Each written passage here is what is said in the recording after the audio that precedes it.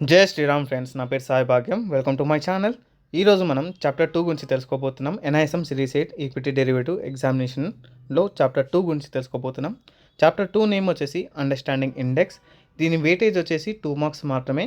అయితే ఇందులో 7 సెక్షన్స్ ఉంటాయి ఆర్ 7 లెసన్స్ అని చెప్పి మనం అనుకోవచ్చు. ఓకే, 2 మార్క్స్ అని మాత్రమే. దీన్ని మీరు నెగ్లెక్ట్ అస్సలు చేయొద్దు, ఎందుకంటే ఇండెక్స్ అనేది చాలా ఇంపార్టెంట్. మీరు స్టాక్ మార్కెట్లో ఒకవేళ నార్మల్ ట్రేడ్ చేస్తున్నా కానీ, జాబ్ పర్పస్ చూస్తున్నా కానీ, ఇండెక్స్ గురించి మీకు 100% అవగాహన ఉండాల్సిందే.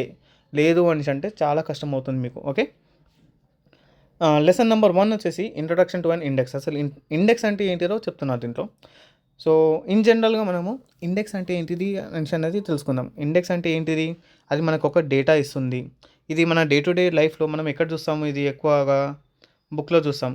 బుక్స్లో కనుక మీరు చూసినట్టయితే అందులో ఏమేమి ఉంటుంది, కంటెంట్ ఏమేమి ఉంది ఆ బుక్లో, ఎన్ని పేజెస్ ఉన్నాయి, సీరియల్ నెంబర్స్ ఏంటిది అని చెప్పేసి ఒక ఇన్ఫర్మేషన్ ఉంటుంది. అట్లనే ఎన్ని చాప్టర్స్ ఉన్నాయి ఆ బుక్లో, మళ్ళీ ఒక్కొక్క చాప్టర్లో ఎన్ని లెసన్స్ ఉన్నాయి అని చెప్పేసి ఒక ఇన్ఫర్మేషన్ ఇస్తుంది, ఒక డేటా అనేది మనకి ఇస్తుంది. రైట్, ఇండెక్స్ బుక్స్లో ఈ డేటా అయితే మనకి ఇస్తుంది. సిమిలర్గా మనకి స్టాక్ మార్కెట్లో కూడా ఇండెక్స్ ఒకటి ఉంది. స్టాక్ ఇండెక్స్ అనేసి ఉంటారు, లైక్ నిఫ్టీ 50 అంటారు, ఇంకేంటిది బ్యాంక్ నిఫ్టీ అంటారు. ఒక్కొక్క దానికి ఒక్కొక్క యూజెస్, ఒక్కొక్క సిగ్నిఫికెన్స్, ఒక్కొక్క ఇంపార్టెన్స్ ఉందన్నమాట. ఓకే, అయితే ఈ ఇండెక్స్ అసలు ఎందుకు క్రియేట్ చేశారు, ఏంది అని చెప్పేసి ఇక్కడ మనకి జనరల్గా అయితే బుక్లో ఇవ్వలేదు, కానీ మీకు చెప్తాను చూడండి. ఇప్పుడు మనము ఇన్వెస్ట్ చేద్దామని చెప్పేసి అనుకుంటున్నాం. ఇన్ జనరల్గా 95% అందరూ బయట ఎవరైనా ఇన్వెస్ట్మెంట్ అనగానే ఏమంటారు? ఒక ఇల్లు కొందాం, ఆర్ ఒక ప్రాపర్టీ కొందాం, ఒక ల్యాండ్ కొందాం, ఒక అగ్రికల్చర్ ల్యాండ్ తీసుకుందామని చెప్పేసి అంటారు. రైట్, ఇప్పుడు నేను ఒక పలానా ఏరియాకి వెళ్ళేసి అక్కడ చూసుకుంటే ఎంత నడుస్తుందంట ఆ ఇంటి విలువ 1.5 crores అనేసి అన్నారు. 1.5 crores అనగానే నా దగ్గర 1.5 crores ఉన్నాయని చెప్పేసి నేను గుడ్డిగా పెట్టేస్తాను అక్కడ? పెట్టను. నేనేం చేస్తా, యావరేజ్గా ఆ ఏరియాలో ఎంత నడుస్తుంది ప్రైజు, యావరేజ్ ప్రైస్ ఎంత నడుస్తుంది, కరెంట్గా ప్రాపర్టీ యొక్క కరెంట్ మార్కెట్ ప్రైస్ ఎంత నడుస్తుంది, ఇది నాకు బెస్ట్ వాల్యూలో వస్తుందా లేదా అని చిన్నట్టు చూసుకుంటా నేను.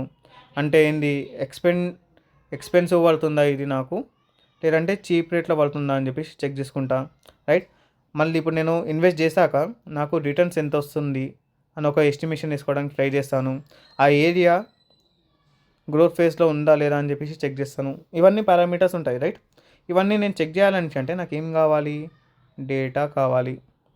అయితే ఈ ల్యాండ్ విషయంలోకి వచ్చేసరికి నేను అప్పుడు డేటా మొత్తం కావాలి అని అంటే 2 పద్ధతులు ఉన్నాయి. ఒకటేంటిది, అదే ఏరియాలో ఏవైతే వేరే వేరే ఇల్లులు ఉన్నాయి, లేదంటే వేరే వేరే ప్రాపర్టీస్ ఉన్నాయో వాళ్ళందరి దగ్గరికి వెళ్ళి మీరు ఎంత కొన్నారు, ఇప్పుడు ఎంత నడుస్తుంది, మీరు 2023లో ఎంత ఇన్వెస్ట్ చేశారు, 2024లో ఇప్పుడు ఎంత ఉంది, ఏంటిది అని చెప్పేసి అందరిని అడుకుంటూ రావాలి. అది ఇన్ జనరల్గా ఎవరైనా చేస్తారా? అట్లా అవుతారా?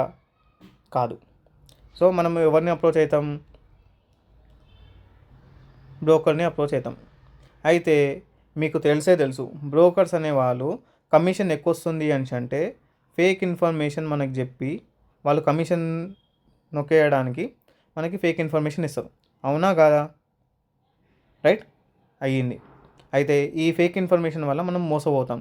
ఇట్లనే కొంచెం ఒక 10 years బ్యాక్, ఒక 10 years బ్యాక్ చూసుకున్నట్టయితే స్టాక్ మార్కెట్లో కూడా ఇప్పుడు మీరు ఎట్లయితే ఈ అప్ స్టాక్, జీరోదా, మళ్ళీ ఏంజిల్ వన్, వీటిలో ఇంట్లో కూర్చొని అనాలిసిస్ చేస్తున్నారో అట్లా ఉండకపోతుండే. అప్పుడు బ్రోకర్స్ ఏ ప్రైస్ చెప్తే ఆ ప్రైస్, ఏ ప్రైస్ కాదు అని అంటే ఆ ప్రైస్ కాదు, అట్లా గుడ్డిగా ఇన్వెస్ట్ చేస్తుండే అనమాట. ఓకే, సో దీనివల్ల ఏంది, మార్కెట్లో చాలా మటుకు fake information are stock manipulation. అంటే ఏది, మీరు ఇది మన హర్షత్ మెహతా స్కామ్ చూసుకున్నట్టయితే ఆయన ఏం చేసిండు, స్టాక్ని ఇన్ఫ్లేట్ చేశాడు. అంటే స్టాక్ని ఒక ప్రైజెస్ని మ్యానిపులేట్ చేసి మార్కెట్ క్రాష్ కావడానికి ఒక కారణమైండు. ఆయన ప్రాఫిట్ వచ్చింది, ఆయనకు చాలా ప్రాఫిట్స్ వచ్చాయి, కానీ ఎవరైతే ఆయన నమ్మి ఇన్వెస్ట్ చేశారో వాళ్ళందరూ నాశనం అయిపోయారు. సో అట్లా కావద్దు అని చెప్పేసి కూడా ఇలాంటి ఒక ఇన్ఫర్మేషన్ అందరికీ జనరల్ పబ్లిక్ అందరికీ అవైలబుల్గా ఉండాలి అని చెప్పేసి అన్నట్టు కూడా ఈ ఇండెక్స్ అనేది ఒకటి క్రియేట్ చేశారనమాట. ఇప్పుడు అర్థమైంది కదా. ఇండెక్స్ ఒక విలువ ఏంటిది, ఇంపార్టెన్స్ ఏంటిది అనేసి అన్నట్టు ఎందుకు తీసుకొచ్చారు ఇందని. అయితే మనము ఇన్వెస్ట్మెంట్ చేసినప్పుడు ఏమేమి చూస్తామని చెప్పాను, యావరేజ్గా ప్రైస్ ఎంత నడుస్తుంది, గ్రోత్ ఎంత ఉంటుంది, రిటర్న్ ఎంత వస్తుంది, మనం బెస్ట్ వాల్యూలో ఉంటున్నామా లేదా, కరెంట్ ఇప్పుడు మార్కెట్ ప్రైస్ ఎంత నడుస్తుంది, ఆ స్టాక్ ఒక సెక్టర్ బాగుంటుందా లేదా, ఆ ఫేస్ ఎలా ఉంది, అప్వర్డ్ ఉందా డౌన్వర్డ్ ఉందా, ఇవన్నీ డీటెయిల్స్ మనకు తెలియాలి. కాబట్టి అట్లాంటి డీటెయిల్స్ అన్నీ ఇందులో ఉంటాయి, స్టాక్ ఇండెక్స్లో ఉంటాయి. ఈ స్టాక్ ఇండెక్స్ ఒక్కటి మీరు చూసుకున్నట్టయితే అందరూ ఈ ఇన్ఫర్మేషన్ అన్నది అక్కడ ఉంటుంది. అందులో చూసుకున్నట్టయితే స్టాక్ యొక్క ఏ సెక్టర్ ఇది, స్టాక్ యొక్క నేమ్ ఏమిటి, అది ఎంతకి ఓపెన్ అయ్యింది, ఎంతకి క్లోజ్ అవుతుంది, మళ్ళీ ప్రీవియస్ డేలో ఇప్పటికి పర్సెంటేజ్ అప్ అయ్యిందా డౌన్ అయ్యిందా, లాస్ట్ 52 వీక్స్లో దీనిది హై ఎంత ఉండే, మళ్ళీ లో ఎంత ఉంది, ఇవన్నీ డీటెయిల్స్ మనకి ఇండెక్స్ నుంచి దొరుకుతుంది అనమాట. ఓకే, సో దీనివల్ల మనము అనాలిసిస్ చేసుకోవచ్చు. ఓకే, ఇప్పుడు మనము బుకిష్ నాలెడ్జ్లో వెళ్తే వాళ్ళు ఏమంటున్నారు, ఇండెక్స్ అనేది ఒక ఇండికేటర్ లాగా యూజ్ చేసుకోవచ్చు. ఇది మనకి మెజర్ చేయడానికి ఎకానమీ ఎలా వెళ్తుంది, అప్ సైడ్ ఉందా డౌన్ సైడ్ ఉందా అని చెప్పేసి తెలుసుకోవచ్చు అని చెప్పి అంటున్నారు. ఇండికేటర్ అంటే ఏంటి, జనరల్గా మీరు బైక్లో చూసుకున్నట్టయితే రైట్ సైడ్ ఇండికేటర్ వేస్తారంటే రైట్ సైడ్ వెళ్తాడని, లెఫ్ట్ సైడ్ ఇండికేటర్ వేస్తారంటే లెఫ్ట్ సైడ్ వెళ్తాడని, అంటే ఆ వెహికల్ ఎట్లా వెళ్తుందని చెప్పి మనకి ఇండికేట్ చేసేది ఇండికేటర్. అట్లనే మీరు ఎన్ఎస్సి సైట్కి వెళ్ళారనుకోండి, నిఫ్టీ 50ని చూసుకుంటే నిఫ్టీ 50 పక్కన మీరు అది అప్ సైడ్ డౌన్ సైడ్ అనేసి ఉంటే చిన్న పిల్లగాడు కూడా చెప్తాడు. ఇప్పుడు నిఫ్టీ 50 ఏదైతే ఉందో, అంటే ఇండియన్ స్టాక్ మార్కెట్ ఏదైతే ఉందో అది ఎటు సైడ్ వెళ్తుంది రానైనా, దాని గ్రోత్ అప్ సైడ్ ఉందా డౌన్ సైడ్ ఉందా అంటే ఈ యారోని చూసి వాళ్ళు చెప్పేస్తారు. చిన్న పిల్లగాడు కూడా పైకి వెళ్తుంది, గ్రీన్ కలర్లో ఉంది అంటే మార్కెట్ పైకి వెళ్తుంది, కిందికి వెళ్తుంది, రెడ్ కలర్లో ఉంది కిందికి వెళ్తుంది అంటే మార్కెట్ కిందికి వెళ్తుంది. సో అది ఇండికేటర్ లాగా యూజ్ అవుతుందా లేదా, ఎట్లనే ఎట్ ద సేమ్ టైం ఆ ఎకానమీని వాళ్ళు మెజర్ చేయడానికి కూడా ఒక మెజరింగ్ టూల్ లాగా కూడా ఇండెక్స్ అనేది యూజ్ చేసుకోవచ్చు మనం. అయితే ఈ ఇండెక్స్లో ఏమేమి ఉంటాయి, it is an portfolio of securities, అంటే స్టాక్స్ ఒక కలెక్టివ్ ఇన్ఫర్మేషన్ అనేది అక్కడ ఉంటుంది. ఇది ఏం రిప్రజెంట్ చేస్తుంది, మనకి పర్టికులర్ మార్కెట్ గురించి కానీ లేదంటే ఒక పోర్షన్ ఆఫ్ మార్కెట్ గురించి కానీ అది మనకి చెప్తుంది. ఇది పోర్షన్ ఆఫ్ మార్కెట్ అంటే ఏంటిది, ఇప్పుడు ఇది ఒక 100% అనుకుందాం, 100%లో ఇది ఎంత, ఒక 25% అంటే ఒక పోర్షన్, రైట్. అయితే ఎన్ఎస్సిలో చూసుకుంటే మనకి ఎన్ని స్టాక్స్ ఉన్నాయి, మనకి నియర్ అబౌట్ 5000 స్టాక్స్ ఉన్నాయి. బిఎస్సిలో చూసుకుంటే 6000 స్టాక్స్ ఉన్నాయి. కానీ నిఫ్టీ 50లో చూసుకుంటే ఏంటిది, జస్ట్ ఒక 50 స్టాక్స్ మాత్రమే ఉన్నాయి. అంటే ఏంటి, ఇది ఓవరాల్ మార్కెట్ కోసం మాట్లాడుతుందా, స్పెసిఫిక్గా ఒక పోర్షన్ ఆఫ్, అంటే కొన్ని స్టాక్స్ గురించే మాట్లాడుతుందా, పోర్షన్ ఆఫ్ మార్కెట్ అంటే అర్థమైంది కదా, కొన్ని స్టాక్స్ గురించే మాట్లాడుతుంది ఆ ఇండెక్స్. అయితే పర్టికులర్ మార్కెట్ కోసం మనిషి అనుకుంటే ఏంది, బ్యాంక్ నిఫ్టీ ఉంది, రైట్. బ్యాంక్ నిఫ్టీ ఏంది, overall bank Nifty, bank related stocks ఏవైతే ఉన్నాయో పర్టికులర్గా బ్యాంకింగ్ సెక్టర్ ఎలా రన్ అవుతుంది, పర్టికులర్గా ఆ సెక్టర్ ఎలా రన్ అవుతుంది అని చెప్పేసి అన్నది ఏది చెప్తుంది మనకి, బ్యాంక్ నిఫ్టీ చెప్తుంది. ఓకే, అర్థమైందా అండి. అయితే each index has its own calculation methodology and usually is expressed in terms of a change from a base value. The percentage change is more important than the actual numerical value. అంటే మనం జనరల్గా ఈ index అన్నది calculation చేసుకోవడానికి మనకి జనరల్గా 4 types ఫేమస్గా ఉన్నాయన్నమాట మెథడాలజీస్. ఓకే, కానీ ఇవి కాకుండా కూడా వేరే వేరే మెథడాలజీస్ వాళ్ళ సొంతంగా వాళ్ళు క్రియేట్ చేసుకొని వాళ్ళు ఇండెక్స్ని అప్రూవల్ తీసుకొని ఏమంటారు లిస్ట్ చేసుకోవచ్చు అనమాట. ఓకే, నెక్స్ట్ ఏంటిది, వాళ్ళు ఏం చెప్తున్నారు, ఈ క్యాలిక్యులేషన్ మెథడాలజీస్ డిఫరెంట్గా వాళ్ళ సొంతంగా కూడా చేసుకోవచ్చు అని చెప్పేసి అంటున్నాడు.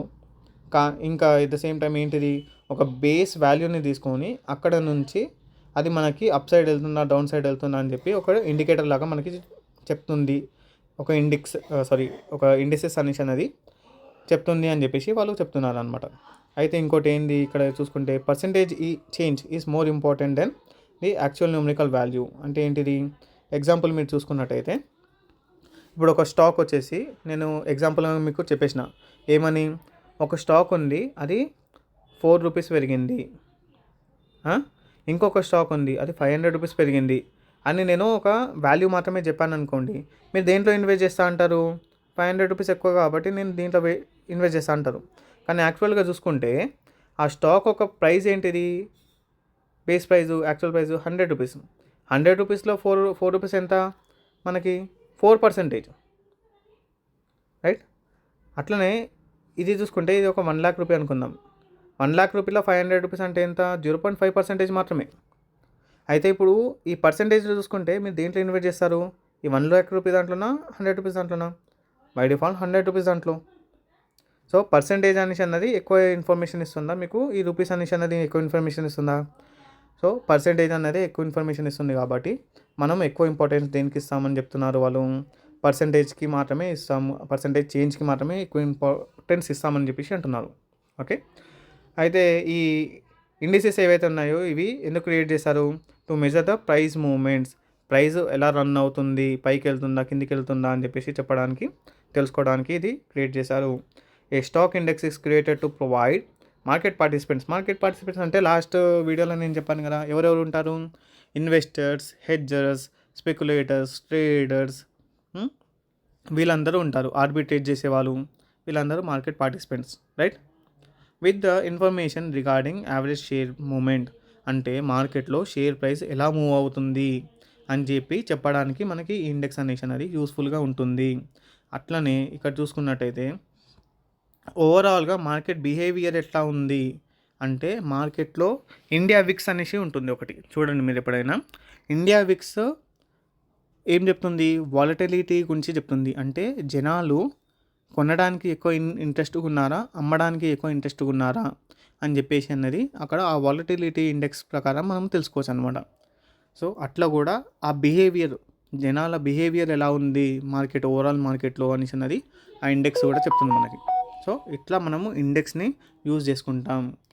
So that's all for this video friends. మీకు అర్థమయ్యింది అని అనుకుంటున్నాను. మీకు ఎక్కడైనా డౌట్ ఉంటే ప్లీజ్ నాకు కమెంట్స్ సెక్షన్లో చెప్పండి. ఒకవేళ మీకు నా ఎక్స్ప్లెనేషన్ నచ్చినట్టయితే లైక్ చేయండి. సో దట్ ఏంటంటే వేరే వాళ్ళకు కూడా ఇది రికమెండ్ చేస్తుంది యూట్యూబ్. Like okay. కొత్తగా చూసినట్టయితే consider subscribing the channel so that మీకు నెక్స్ట్ వీడియో ఎప్పుడు నేను పోస్ట్ చేసినా కానీ మీకు నోటిఫికేషన్ అనేది వస్తుంది అనమాట. Okay. Thank you so much for watching this video. మీ టైం తీసుకున్నందుకు thank you so much. Have a great day.